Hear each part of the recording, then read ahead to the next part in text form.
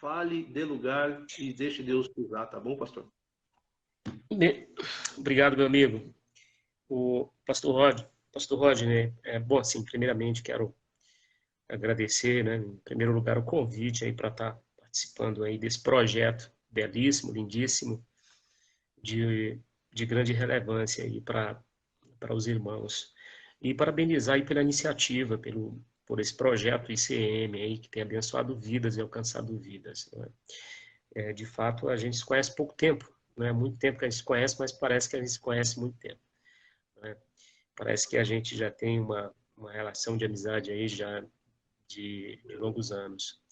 E conversamos quase todos os dias, né? Compartilhamos de aspirações, de sonhos, de frustrações também, né? São muitas as frustrações, né? Imagino que muitas das pessoas que ouvem esse projeto de live, dessa série de meditações e de reflexões, também tem compartilhado, de certo modo, na sua vivência de comunidade de fé, algumas decepções, e, e isso veio tocar diretamente nessas questões e aí partilhar isso com os irmãos. É um privilégio, eu agradeço aí o convite. O tema, inclusive, dessa série de reflexões de vocês, que vocês têm feito, é sobre sinais de uma igreja viva, não é isso? Sinais de uma igreja viva. Remetendo aí ao tema de um famosíssimo livro do John Stott, né? Justamente com esse tema, justamente com esse título, né? Sinais de... Eu estava até dando uma olhada aqui nele, aqui, de uma forma bem sucinta, né? Um livro bem sucinto, né? Ele faz apenas um resumo, um esboço, né? Do texto de Atos 2:42, mas um tema, eu acho que urgente, um tema necessário, um tema fundamental, que toca no nervo exposto do protestantismo contemporâneo, especialmente o pastor Rodney e demais irmãos. Rapaz, deixa eu até me desculpar, eu nem cumprimentei os demais irmãos aí que estão assistindo. Meus irmãos, a paz do Senhor. Deus abençoe a todos vocês aí, tá bom? Peço paciência aí e bondade de vocês aí para nos acompanhar aqui nessa live, aqui nesse momento de reflexão. E então, como eu estava dizendo, eu penso que esse tema, o pastor Rodney, sinais ou marcas de uma igreja saudável, é um tema urgente, um tema necessário, um tema fundamental, especialmente no que se diz respeito ao protestantismo tupiniquim brasileiro, nosso protestantismo. Porque o tema em si, sinais de uma igreja viva, pressupõe no próprio tema que pode existir uma igreja que, com todas as características de igreja viva, mas pode ser que ela esteja morta. Foi o diagnóstico que Jesus fez da igreja, né, de Laodiceia, né? Você tem características, você tem a performance né? Mas na verdade você está morto, está morta. Então eu penso que esse tema, sinais de uma igreja viva, toca exata e precisamente no nervo exposto do nosso protestantismo brasileiro. Uma igreja que está capilarmente espalhada, uma igreja que tem expressão, uma igreja que tem visibilidade, mas quando confrontada, quando num exercício de comparativo com o texto de Atos, que é o texto proposto para se refletir nessa série de meditações que você tem proposto, pastor, se percebe a discrepância, né, muito grande. Então, eu acho que esse tema é um tema fundamental para a igreja contemporânea.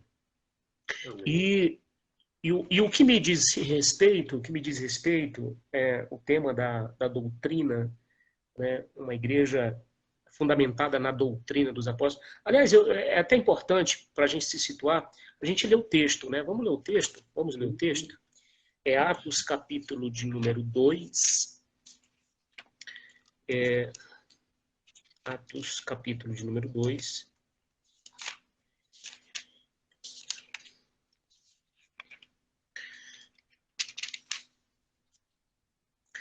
Atos capítulo de número 2.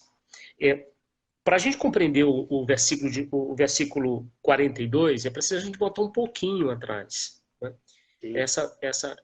Essa perícope dos versículos 36 a 41, e ele diz assim: portanto, que todo Israel fique certo disso. Este Jesus, a quem vocês crucificaram, Deus o ressuscitou, Deus o fez Senhor e Cristo. Quando ouviram isso, ficaram aflitos em seu coração e perguntaram a Pedro e aos outros apóstolos. Essa pergunta aqui é fundamental para a gente compreender os versículos 42 a seguir.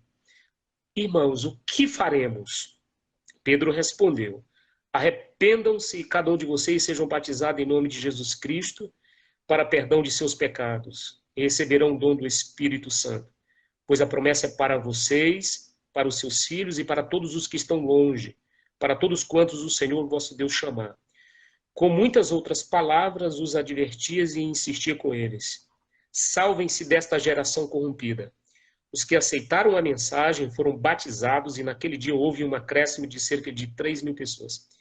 E aí o versículo 42 já inicia dizendo: e eles dedicavam-se ao ensino dos apóstolos e à comunhão e ao partir do pão e às orações, né?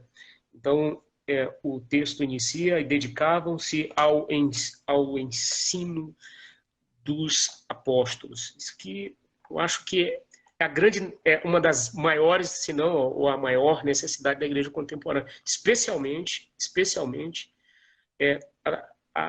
a tradição da qual nós fazemos parte, Rodney, que é a nossa tradição carismática pentecostal. Sim. Está aqui uma necessidade urgente, premente, para a igreja pentecostal contemporânea. Qual que é? É esse retorno, esse resgate da doutrina. Mas antes a gente precisa entender o seguinte: na teologia lucana, no pensamento de Lucas, aqui, o que Lucas tinha em mente quando ele pensava em doutrina? Isso é importante a gente compreender. Para a gente compreender o conceito, a gente precisa buscar entender o que Paulo tinha em mente aqui. O que Paulo estava pensando quando ele pensava em doutrina? Bom, o que é doutrina, em primeiro lugar? É preciso a gente fazer uma distinção, pastor Rodney, de doutrinas no plural e a doutrina. São dois conceitos que às vezes podem gerar uma confusão na cabeça de quem lê esse texto. Quando a gente pensa em doutrina, o que é doutrina? Então, geralmente a gente pensa em doutrina como um corpo de arrazoados doutrinários teológicos defendido por uma instituição religiosa. De modo que a tradição católica, toda tradição religiosa, por exemplo, a tradição católica, ela tem o seu corpo doutrinário. A tradição reformada tem o seu corpo doutrinário, que são aqueles arrazoados teológicos que definem o pensamento de fé daquela comunidade local. Isso é a doutrina, são doutrinas. Então, cada instituição religiosa, cada comunidade local, dependendo da sua instituição, tem o seu corpo doutrinário, seu corpo teológico, corpus teológico. Agora, é preciso fazer a distinção entre essas doutrinas e a doutrina. O que é a doutrina aqui no pensamento paulino, no pensamento aqui de Lucas, quando ele diz que a igreja permanecia na doutrina dos apóstolos? Porque nem sempre as doutrinas correspondem à doutrina. Não sei se vocês conseguem entender isso.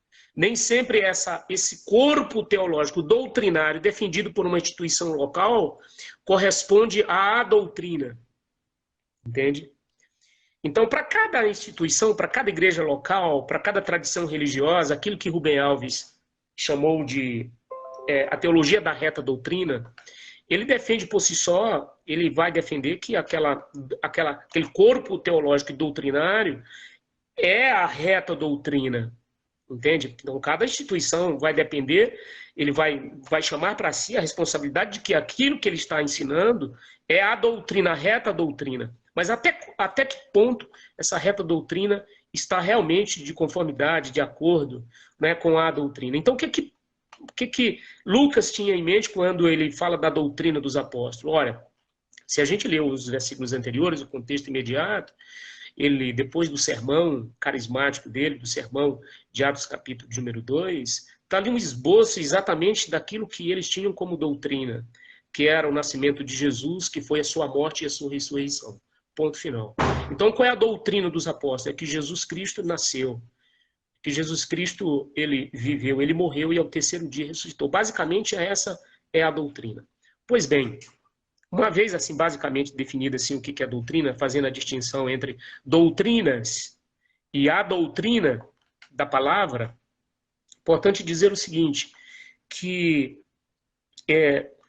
a doutrina que nós defendemos, o pensamento doutrinário de Atos capítulo de número 2 e para toda a igreja tem a ver com o ensino essencial e elementar da fé cristã. Então, isso é importante para a igreja contemporânea. Por quê, pastor Rodney? Porque nós estamos vivendo hoje uma igreja que basicamente ela desenvolveu, ela criou uma espiritualidade, um modo de se comportar que é extremamente doente. É uma espiritualidade mística e sensitiva. Por quê? Porque a espiritualidade que prioriza, todo modelo de espiritualidade que prioriza a experiência emocional em detrimento da reflexão lúcida, que nós vamos chamar aqui da doutrina, da palavra ensinada. Porque a palavra, inclusive, a palavra grega para doutrina, em Atos capítulo 2, versículo 42, é a palavra didaquê. Engraçado que antigamente, não recentemente, mas bem antigamente, falava-se de culto de doutrina, como aquele culto de doutrina, onde geralmente, invariavelmente, o pastor é aquele que batia na igreja, falava sobre usos e costumes, falava sobre o modo de se comportar. Então, era aquele rigor comportamental. Então, o que era a doutrina? Era um rigor comportamental. Mas o que é a doutrina ali? A palavra ali é didaquê, é instrução, é ensino, entende? De onde vem, inclusive, a nossa palavra didática. Então, o que é a doutrina aqui? O que é uma igreja fundamentada na doutrina? É uma igreja hermenêutica, uma igreja da palavra e dela só. É uma igreja onde o seu modo de ser, ela fundamenta-se básica e essencialmente na palavra e nela só. Então, esse é o conceito de doutrina, é uma igreja da palavra, que contrapõe, inclusive, o modo de ser da igreja contemporânea. Porque o que nós temos presenciado, o que nós temos visto, e essa tem sido uma crítica muito que eu tenho feito aí na nossa igreja pentecostal carismática, o pastor Roger, não sei se o senhor concorda comigo, é justamente porque ela tem priorizado, tem dado forte ênfase a essa experiência mística, emocional, em detrimento da reflexão lúcida da palavra. E eu não estou defendendo aqui uma teologia engessada, que cheira a mofo, uma teologia sem vida, morta, uma ortodoxia sem vida e morta. Não é isso. E que tem estabelecido essa busca por essa mística como meio de interpretação do fenômeno religioso, né, geral. Essa espiritualidade pentecostal sensitiva. Né? Essa busca irrefletida das sensações subjetivas, que abandonam a doutrina. E doutrina não como um corpo teológico, engessado, que não está aberto para o movimento do Espírito Santo. Não é isso. Mas é essa busca irrefletida das sensações intimistas. A ideia é a seguinte, só é de Deus se eu sentir. Só foi de Deus se eu sentir. Então nós estamos fazendo essa live aqui. Alguém poderá sair da live dizendo assim, não foi de Deus porque eu não senti. Só é de Deus se houve a emoção. De modo que o culto racional proposto por Paulo aos Romanos capítulo de número 12 é substituído pelo culto das experiências pessoais. Então o critério hermenêutico não é mais as escrituras, a doutrina como baliza, como fio de prumo, mas as emoções, as sensações. E a teologia que eu costumo brincar com os colegas, eu digo que é a teologia do Roberto Carlos. Não é? Importante é sentir. São tantas as emoções. Não é? De modo que o culto racional ele é substituído pelo culto das experiências pessoais. E quando, preste muita atenção nisso, isso aqui é muito importante, e quando a reflexão lúcida, quando a meditação da palavra, ela é suplantada, perde-se justamente o senso crítico, e aí a gente se abre para todo tipo de bizarrice toscas nas nossas liturgias.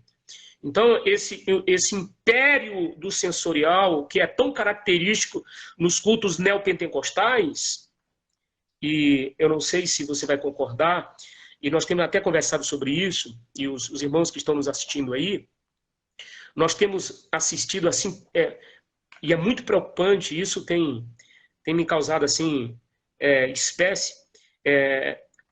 uma neopentecostalização do nosso pentecostalismo.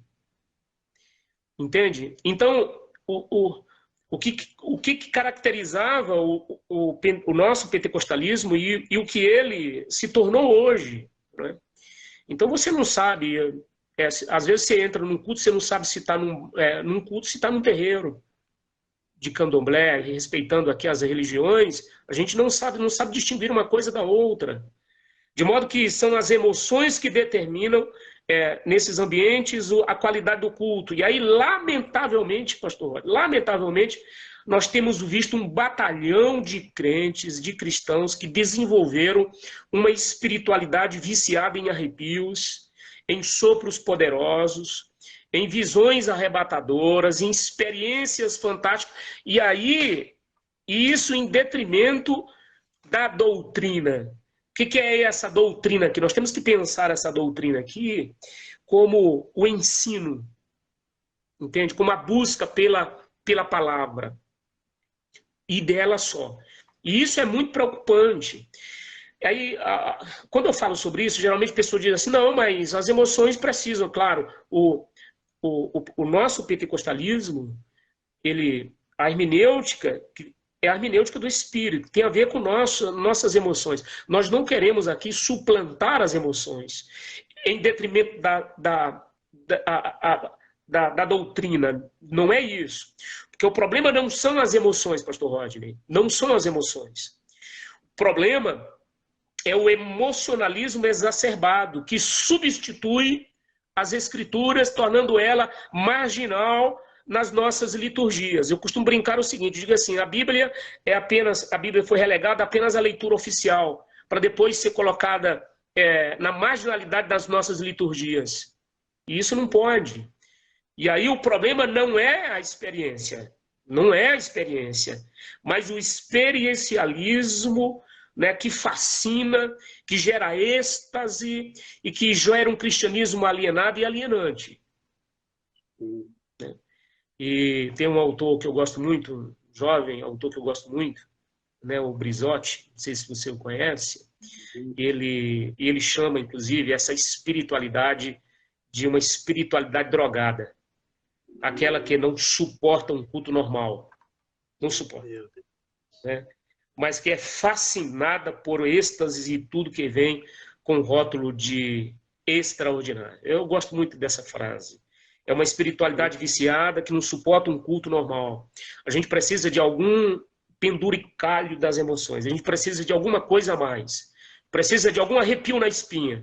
A gente precisa de alguma coisa extraordinária. Porque o culto normal, pelo culto normal, a Bíblia aberta e lida e explicada e aplicada não é suficiente. A gente precisa de alguma coisa a mais.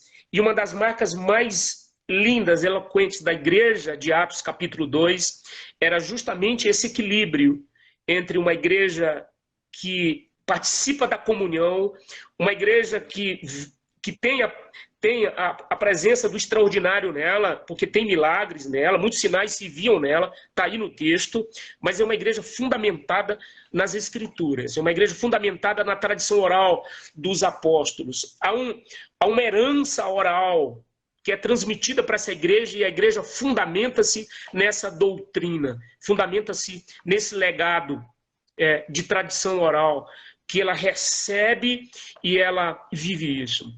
Me lembra muito, sabe o que, pastor Rod? Me lembra muito a igreja de Bereia. A igreja de Bereia é fantástica. Eu acho que essa igreja é uma igreja modelo, não é? É uma igreja exemplar, é uma igreja paradigmática, uma igreja que merece a atenção da igreja contemporânea. Ela é tudo aquilo que a igreja contemporânea, com as suas devidas exceções, é claro. E essa é uma igreja que a gente tem que pegar para fazer uma crítica. E eu conversava com você, inclusive hoje, né? Eu acho que a crítica tem que partir de nós. Essa voz profética que denuncia esse comportamento, esses descaminhos da igreja, da nossa tradição, ela precisa partir de nós. E está aí a igreja de Atos, a igreja de Bereia, Atos capítulo 17, versículo 11, se não me falha a memória, é uma igreja fenomenal. Uma igreja fenomenal, porque o texto diz que ela conferia nas Escrituras para ver se era assim mesmo. Era uma igreja com senso crítico aguçadíssimo. Porque, pastor Rodney, diante das bizarrices que nós temos visto, nós temos presenciado no seio da nossa igreja pentecostal no nosso país, não precisa a gente ser cientista da religião. A gente não precisa ser cientista da religião. O irmão não precisa ter feito um curso, uma graduação teológica, um mestrado, um doutorado, um pós-doc. Não precisa. Basta um mínimo de senso crítico, um mínimo de razoabilidade para se perceber o que está acontecendo. É um desvio de tudo aquilo que nós entendemos como doutrina. Entende? Como palavra de Deus transmitida, ensinada, agasalhada no coração. Então, eu diria o seguinte, e aqui no pensamento de Lucas, logo no versículo 42, ele inicia, veja só, que ele inicia descrevendo o primeiro sinal de uma igreja saudável, de uma igreja cuja espiritualidade é uma espiritualidade viva, cuja fé é uma fé exuberante. O primeiro sinal é justo e precisamente esse. É a doutrina, é a base, é a estrutura. Todo o edifício posterior precisa estar fundamentado nessa base, nesse fundamento. Qual é o fundamento? É a doutrina, é a palavra de Deus ensinada com responsabilidade. Entende? Então, o primeiro sinal de uma igreja cheia do Espírito Santo, de uma igreja carismática, de uma igreja pujante, de uma igreja viva, não é o quanto ela pula, viu, pastor Rodney?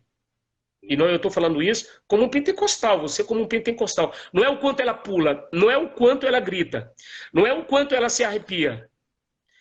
Se ela chora com facilidade ou não. Mas o primeiro sinal de uma igreja, de uma comunidade saudável, de uma igreja saudável, à luz de Atos, capítulo de número 2, versículos 42, tem a ver justamente com isso. Estudo da palavra. A palavra. Diz que a igreja de Jerusalém, ela perseverava na doutrina dos apóstolos. E sobre a igreja de Bereia, diz que ela afirma-se que ela recebeu a palavra com interesse e avidez. Ou seja, nós temos duas igrejas aqui que são parecidas nesse quesito, nesse detalhe. Né? São comunidades, são igrejas comprometidas com as Escrituras. São igrejas comprometidas com um aprendizado sério e profundo da Bíblia. Isso é especial. Foi traduzido em 2007 foi traduzido para nós aqui, inclusive a editora Vida editou um livro fantástico que eu queria indicar para os irmãos. Eu até separei aqui, por favor, você que é um pentecostal, um bom pentecostal, precisa ler esse livro,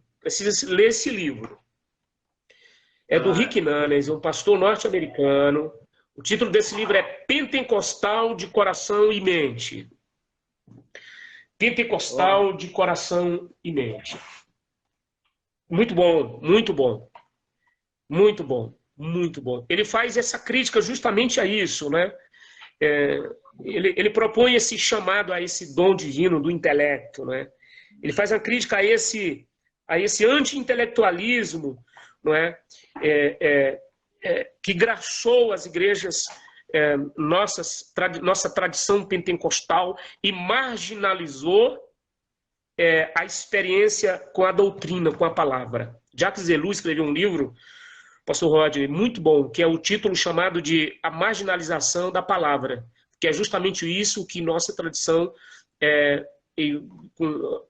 com as devidas exceções, tem feito. Então, voltando aqui ao nosso texto, então nós temos aí a igreja de Atos, essa comunidade de Atos, essa comunidade primeva de Atos, capítulo de número 2, essa igreja modelo, que viveu a sua realidade, o seu contexto, uma igreja autóctone, uma igreja que viveu a sua realidade, mas que tem princípios para nós, e talvez esse seja o princípio importante para nós. O fundamento das escrituras, da palavra, o ensino.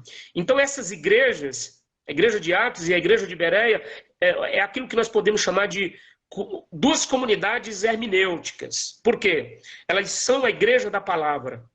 Por quê? Porque a palavra de Deus era o critério, pastor Rodney. A palavra de Deus era o referencial dessas comunidades. Era um fio de prumo, entende? Que balizava se estava certo ou que estava errado. Então, essas igrejas, elas servem para nós como modelo aqui. Por quê? Porque era a palavra que traçava o caminho a percorrer, que definia as fronteiras, era a palavra que era o ponto de partida, que era o ponto de chegada dessa igreja. Era a igreja, era a palavra que era o referencial, ou eram os referenciais dessas comunidades. Era o eixo normativo, para usar aqui uma terminologia reformada, era a norma normanda. Era a norma que determinante daquelas comunidades. E não se trata aqui de um biblicismo frio, mas de uma relação de interesse com a palavra e com ela só. Então veja, o pastor Roger, que nós não estamos defendendo, eu não estou defendendo, eu sei que o senhor não, aqui a suplantação das emoções. Por exemplo, eu teria uma enorme dificuldade de fazer parte de uma comunidade tradicional que não tenha essa possibilidade de deixar as emoções se manifestarem. Nós não negamos aqui a importância das emoções, a irrelevância das experiências para a fé cristã. Não. Tudo começa com a experiência. Tudo começa com uma experiência. A experiência é o ponto de partida da caminhada cristã. Começa com uma experiência. Qual é a experiência? A experiência de um encontro com Cristo, certo? A experiência. O que vem primeiro? Vem o arrazoado teológico ou a experiência? Não, primeiro vem a experiência. Eu tive um encontro com Cristo e isso é uma experiência transformadora. Só que a experiência, ela não pode parar ali. Não pode, porque o cristianismo é mais do que uma experiência. Entende? Precisa ser fundamentado. Né? Eu me lembro de Anselmo, de bispo de Cantuária, um teólogo medieval, quando ele dizia assim: eu não busco compreender para crer. Entende? Eu não busco compreender para crer. Eu creio para compreender. Então, veja só, primeiro vem a fé, a experiência. Agora eu preciso da razão para a minha fé. Entende? Nas palavras de Pedro, na primeira carta de Pedro, para que sabais da razão da vossa fé, para aqueles que questionarem. Entende? Então, primeiro vem a fé, depois vem eu buscar a razão para a minha fé. Então, portanto, a experiência é o vetor primário, né, fundante, inicial da caminhada cristã. E aí nós não negamos aqui o valor da experiência para a fé cristã. Ao contrário, nós vemos como essencial e fundamental. Se a gente abrir o Primeiro Testamento e o Segundo Testamento, nós vamos perceber exemplos assim extraordinários, né, de narrativas de pessoas que tiveram experiências fantásticas, sobrenaturais com Deus, com o divino, com o sagrado. Por exemplo, Moisés no Monte Horebe teve experiências fantásticas, fundante, inclusive, para o próprio judaísmo.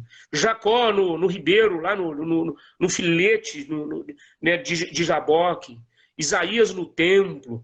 Os discípulos no Monte da Transfiguração. João no fantástico livro do Apocalipse, o livro das Revelações. Nos evangelhos a gente encontra pessoas sendo tocadas, tendo experiências extraordinárias, tendo um contato com Jesus. Então, experiências fantásticas, de modo que a experiência pessoal, transformadora com Deus, é o ponto essencial da fé cristã. É a experiência de vir e ver. Lembra de Filipe? Venha e veja. Essa é a experiência. Só que não pode parar por aí, pastor Roger. Não pode parar por aí. A experiência não pode. Nós não podemos eleger, fazer da experiência o critério último da verdade. Não. Ou seja, só é verdadeiro, só é de Deus, se tiver uma experiência sobrenatural. É preciso muito cuidado para a gente não desenvolver um cristianismo sensorial, que é tão característico no neopentecostalismo, onde as emoções são o critério que determinam a experiência ou a qualidade do culto. A gente não pode fazer isso. Não pode. Nós não podemos. Então, toda a experiência, e eu cito aqui o Paulo Romero, no seu livro Supercrentes, ele diz que todas as experiências precisam passar pelo crivo das Escrituras, o crivo da doutrina, entende? O crivo da doutrina.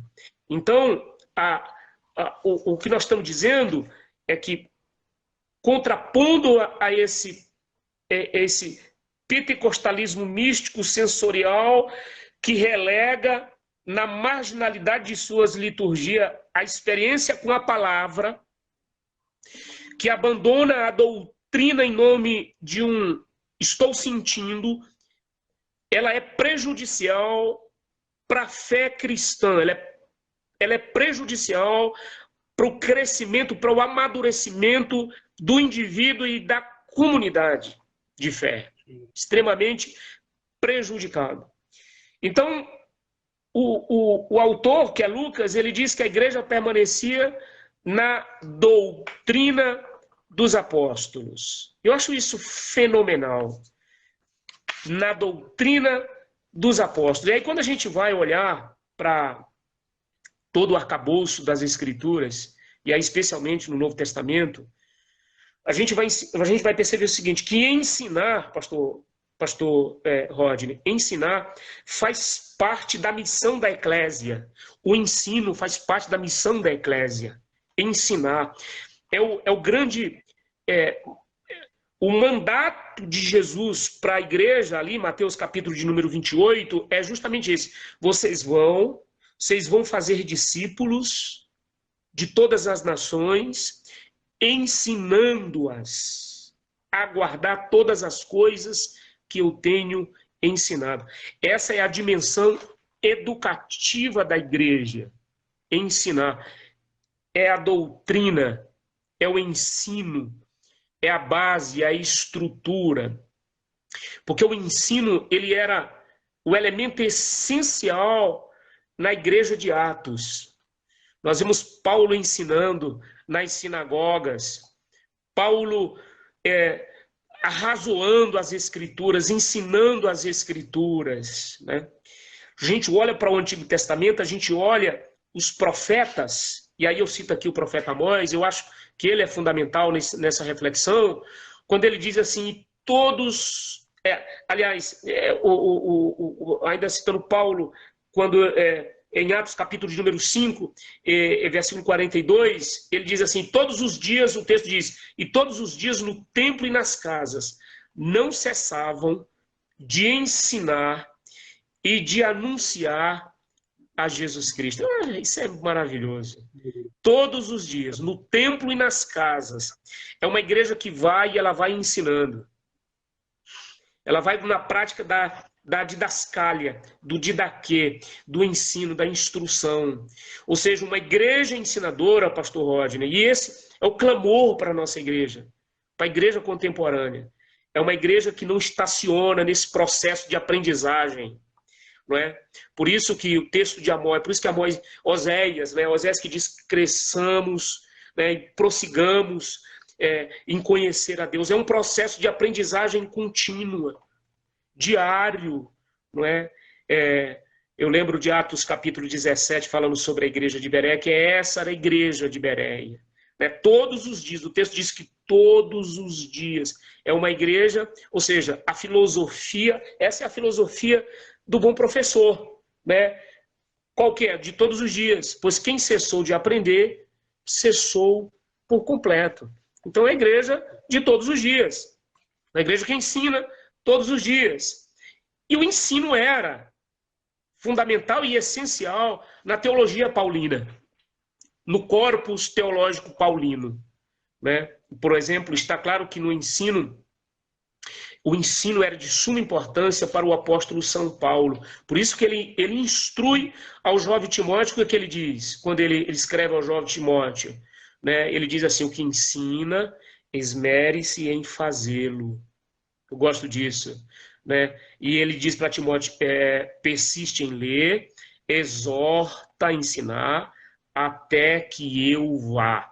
Então, ele entendia que aquele que esmera-se na pregação, Paulo entendia isso, aquele que esmera-se no ensino é digno, inclusive, de redobrados honorários. Então, o pastor Rodney, é o seguinte, está claro para nós que o ensino ele é fundamental, ele é básico para aquilo que nós entendemos como uma igreja saudável. Mas o que nós temos visto aí é um contraponto de tudo isso, dessa realidade, contraponto de toda essa realidade, e isso é muito preocupante, muito preocupante. Eu não sei até onde a gente vai chegar, sabe? Veja que a igreja de Atos é essa igreja, uma igreja modelo para a igreja contemporânea, uma igreja da palavra, uma igreja da palavra. Eu tenho passado assim momentos de decepção muito, por quê? Porque é o seguinte, você abrir as escrituras e ensinar as escrituras pelas escrituras, parece que o povo não quer, parece que o povo não gosta. Tem que ter alguma coisa, tem que ter um adendo, tem que ter um apêndice, tem que ter alguma coisa, porque senão não gosta. Por exemplo, uma exposição como essa, uma palavra de reflexão como essa, muita gente, por exemplo, vai dizer, não, eu não gosto. A gente está fazendo uma crítica às emoções. Não é. O problema não são as emoções. Nós somos seres emocionais. Né? Jesus, um dos textos mais lindos que nós temos a respeito de Jesus é que ele chorou. Está ali o homem na sua radicalidade. Um homem completamente homem, um Deus completamente gente, entende? Um Deus que chora. Isso é um escândalo, né, para a filosofia grega. Né? Um Deus que morre e um Deus que chora. Então, um homem na sua radicalidade, um ser humano na sua radicalidade, a sua humanidade levado ao extremo. Então, veja, nós não negamos as emoções. O que nós criticamos, o que nós acendemos uma luz amarela de cuidado, com os emocionalismos exacerbados. Entende? Que se estabelece como critério último da verdade, da palavra de Deus. Entende? Então, nós não podemos substituir uma coisa pela outra.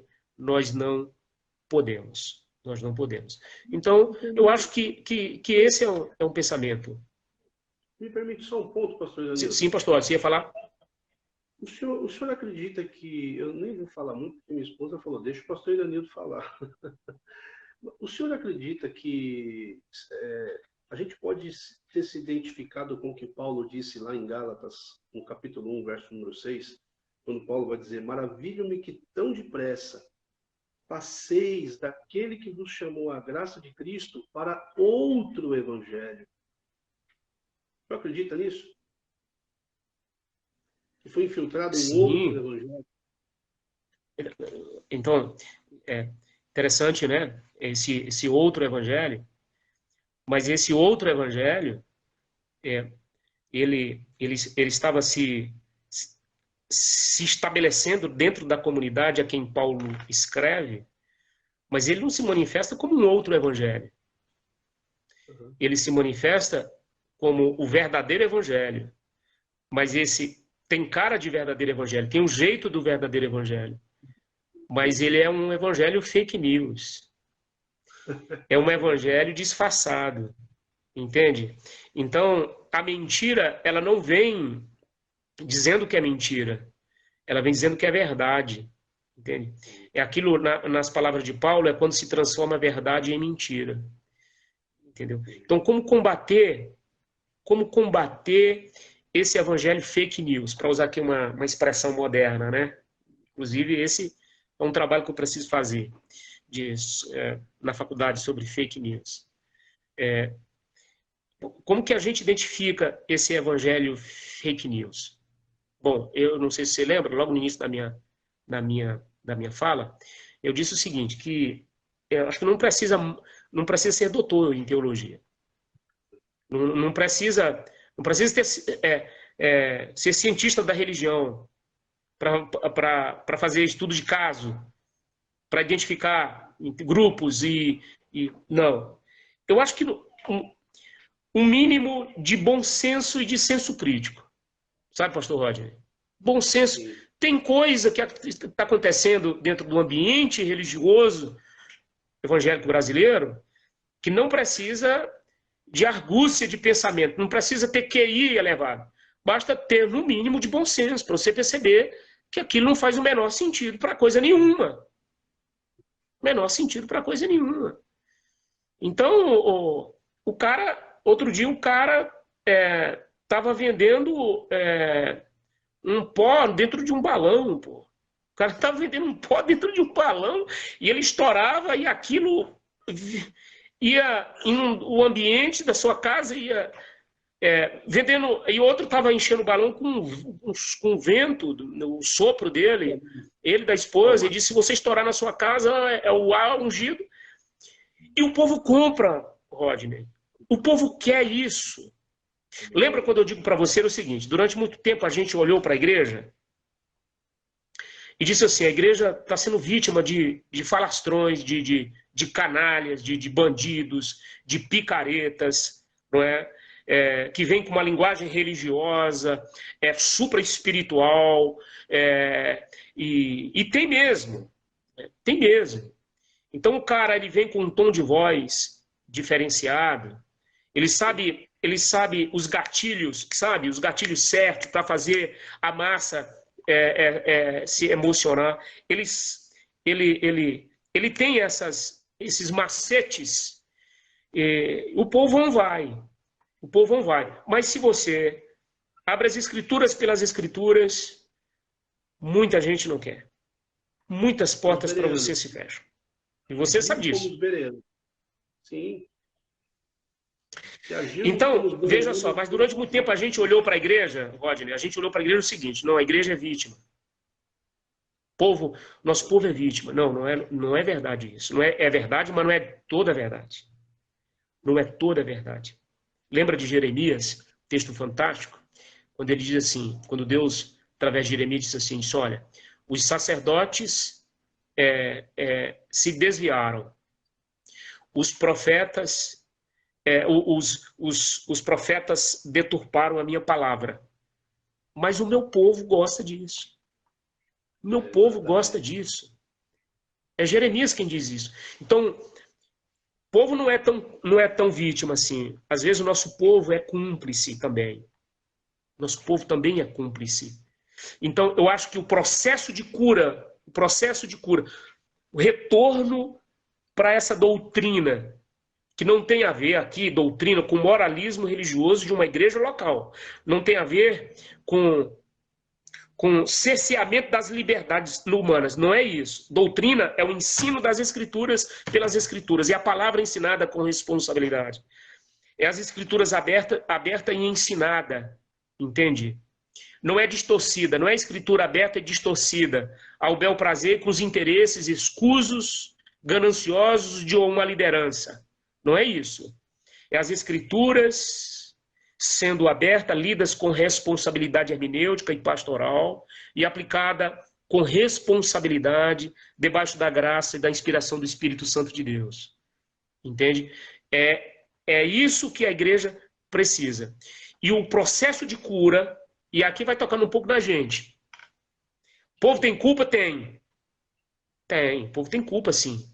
Então nós temos aí uma relação de troca simbólica. De um lado nós temos os falastrões da fé, que enganam o povo, que causam arrepio no povo, e o povo gosta. E o povo que gosta também, é mais ou menos assim, nos engana que a gente gosta. Mas tem aí uma terceira via que também é o grande culpado disso.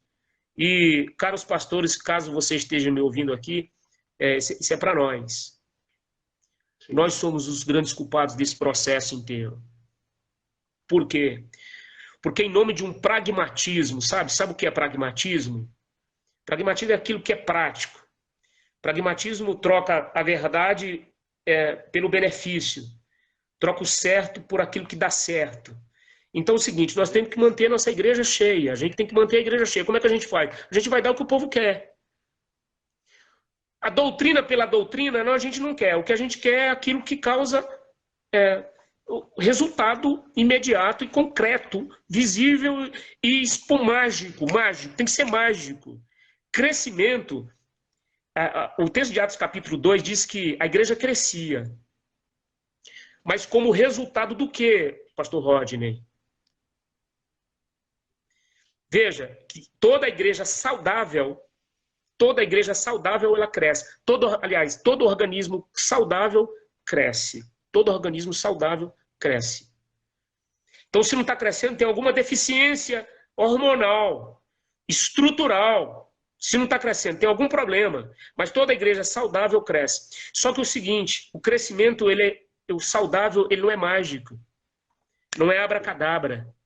É um processual. Isso leva tempo. É ensino das Escrituras. É uma igreja que parte o pão. É uma igreja que anda em comunhão. É uma igreja que tem temor. Veja que o texto diz que eles haviam temor e muitos milagres se viam no meio dele. Veja que milagre é resultado de uma igreja que teme. De uma igreja que tem uma relação com Deus de temor. Entende? Então, veja que essa igreja cresce, mas como resultado de outros vetores, de outros fatores importantes. E o primeiro dele é a doutrina, é a palavra ensinada, é a palavra agasalhada no coração, é a palavra ensinada, é a palavra vivida, é a palavra praticada, é a palavra internalizada, é a palavra que se constitui como meio, como fim, como o ponto de partida e o ponto de chegada. É a palavra, entende, pastor? Então, o que essa terceira via que eu disse é culpada, porque quer buscar atalhos para esse crescimento. E esse atalho para esse crescimento, você pode até crescer. É um crescimento de inchaço. Né? Costumo dizer que o cemitério também cresce. O cemitério também cresce muito rápido. Né? Tem que abrir outro daqui a pouco, porque não cabe mais de gente morta. Então, crescimento pelo crescimento não é sinal de uma igreja saudável. Não é. Entende? Então, o que essa terceira via faz? Em nome do crescimento mágico, do abracadabra, em nome da explosão demográfica de sua comunidade local, se negocia valores, se negocia princípios, se negocia a palavra, se distorce a palavra. Porque, Rodney, não sei se você vai concordar aqui comigo, pior do que a negação da palavra é a distorção da palavra. Distorção da palavra, exatamente. Negar a palavra já pressupõe que o indivíduo não quer a palavra, mas o pior é a perversão da palavra, é quando você, distorce a palavra. Esse é o pior. Entende? E é o que a gente vê, com umas hermenêuticas capengas, viciadas, que tem prejudicado a igreja. E essa é a realidade. Então, tudo começa onde? Para responder a pergunta, tudo começa onde?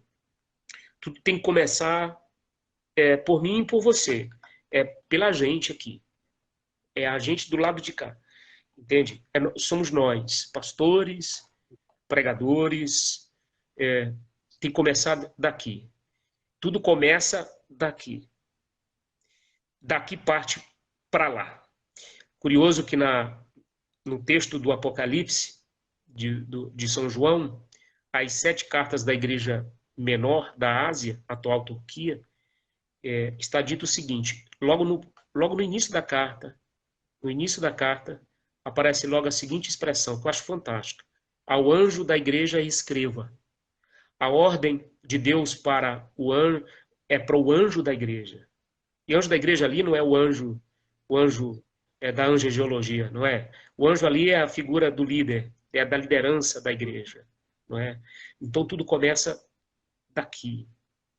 Precisa haver essa conscientização disso. Mas eu não quero desanimá-los não, mas eu vou desanimá-los. Mesmo assim, eu acho que no nosso protestantismo brasileiro, eu acho que essa é quase uma causa perdida. Nós precisamos de muita misericórdia de Deus aí.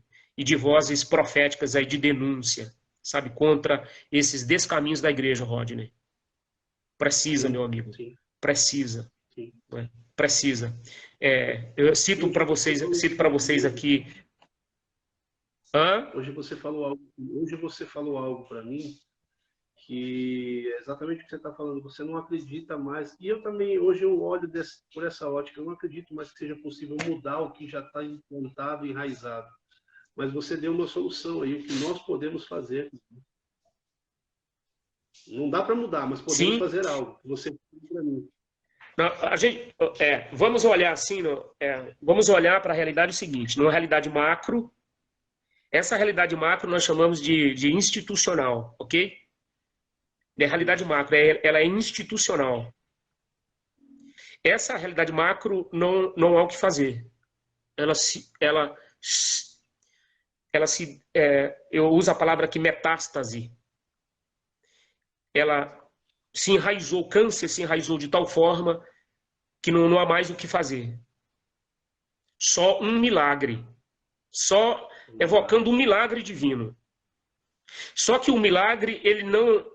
Por que não vai haver esse milagre? Porque o milagre, ele não substitui responsabilidades humanas. Entende, Rodney, o que eu quero dizer? Não substitui responsabilidades humanas. Então, esse retorno para esse caminho é uma responsabilidade nossa. E, na perspectiva do macro, não há solução, porque não se quer fazer esse caminho de volta. Que no sermão de Atos capítulo 2, quando o povo ouve a palavra ela vai no coração, e a palavra ali é compungido, é a ideia de alguma coisa que ultrapassou o coração, extravasou o coração. O povo pergunta, o que faremos nós? Qual é a resposta de Pedro? Arrependam-se. E o que é esse arrependimento aqui? É mais do que remorso. É mudança de vida. É mudança de direção. Sabe? É mudança de perspectiva. É mudança... Eu vou mudar. Mas, na perspectiva do macro da Igreja Evangélica Brasileira, institucional, ninguém quer fazer esse retorno. Não vão fazer esse retorno. Entende? Agora, isso na perspectiva do macro. Na perspectiva do micro, nós podemos fazer uma enorme diferença. É o que você está fazendo, pastor. É o que nós estamos fazendo aqui. Salvando o micro. Se nós conseguirmos salvar, nós não vamos salvar todo mundo. Nós não vamos alcançar todo mundo, mas uma pessoa que a gente conseguir fazer ele entender que o caminho é esse. O caminho de cura para a igreja. Olha, a gente estuda a história do pentecostalismo e é o seguinte, eu vejo muita glamorização do nosso pentecostalismo contemporâneo. E aí nós temos vários autores aí, contemporâneos, pensadores, e eu até conversava com você sobre isso, né, que glamorizam. Né? Claro, é preciso fazer a distinção entre o pentecostalismo histórico, do início do século, para o pentecostalismo contemporâneo. Aliás, nem se fala mais em pentecostalismo. Fala-se em pentecostalismo, porque ele é plural, ele é múltiplo. Entende? E são várias vozes. A gente não consegue mais nem identificar uma perspectiva teológica do pentecostalismo, porque ele se diversificou de tal modo que a gente não consegue mais identificá-lo. entende? Então a gente olha para o pentecostalismo de origem, olha para o pentecostalismo hoje, se desfigurou de tal forma que nós não conseguimos mais identificar, pastor Rodney. Nós não sabemos mais quem nós somos, se somos pentecostais, se somos neopentecostais. Entende? Então é preciso vozes que de dentro, eu, você, de dentro, sabe? A solução não virá pelas emoções, não virá. A solução, ela virá pela palavra. Ninguém me tira. E aí, assim, quando eu digo isso, alguém pensa assim, não, então é pela teologia, pela sociologia, é pela antropologia. Não, isso são adendos, entende? Isso podem ser somados, mas a solução para a igreja básica e essencialmente, ela virá pelo caminho do ensino das Escrituras, da palavra de Deus, entende? Essa palavra contextualizada para a vida, sabe? Que faça sentido para a vida prática das pessoas, para o dia a dia das pessoas, porque as pessoas geralmente que caem no culto, caem nos nossos cultos, deveriam levantar pessoas melhores, pais melhores, filhos melhores, pastores melhores. Não é sem razão que nós temos visto aí assim, uma avalanche de escândalos dentro de lideranças, não é? E dentro dos nossos ambientes pentecostais. Então, até que ponto a palavra tem sido transformadora para a vida, ô pastor Rodney? Até que ponto a palavra tem feito sentido para a vida das pessoas? Porque só vale cair, e eu uso aqui uma expressão de um autor, que diz assim, só vale cair no culto se for para levantar diferente. Aí ele completa dizendo assim, não adianta cair no espírito se não andar no espírito. Eu acho isso fantástico, né? Tem muita gente que cai no espírito, mas não anda no espírito, na vida. Não transpõe a experiência para a vida, sabe, ô Rodney? Sim. E aí a gente olha a igreja de Atos, capítulo número 2, ele transpõe, veja só, transpõe a doutrina para a vida.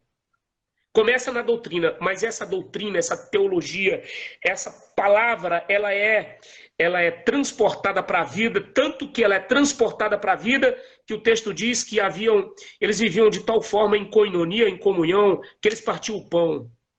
Não havia falta entre eles, havia a prática do amor. A experiência mística da presença dos milagres na igreja não anulava o modo de viver dessa igreja lá fora. Entendeu? Então, qual é o nosso clamor aqui? O meu clamor aqui é o resgate de uma experiência pentecostal mais fundamentada na palavra. Ricardo Barbosa, no livro O Melhor da Espiritualidade Brasileira, ele diz uma coisa muito interessante. Ele diz assim, nós precisamos de uma espiritualidade mais teológica e de uma teologia mais espiritual. Sim. Nós precisamos estabelecer uma relação entre vida devocional, entre vida no Espírito com vida na palavra. A hermenêutica do Espírito com a hermenêutica da palavra. Porque quando nós substituímos a hermenêutica da palavra pela hermenêutica do Espírito, tão somente o que nós temos é um misticismo alienante e alienador, que nos tira do chão da vida, o Rodney, que nos tira da realidade da vida, sabe? E nos transporta para um mundo etéreo. E nós precisamos de uma espiritualidade mais teológica e de uma teologia mais espiritual, sabe? E como que a gente pode fazer isso? O critério é as Escrituras. As Escrituras que mostram o caminho para a gente. É as Escrituras que mostram o caminho para a gente.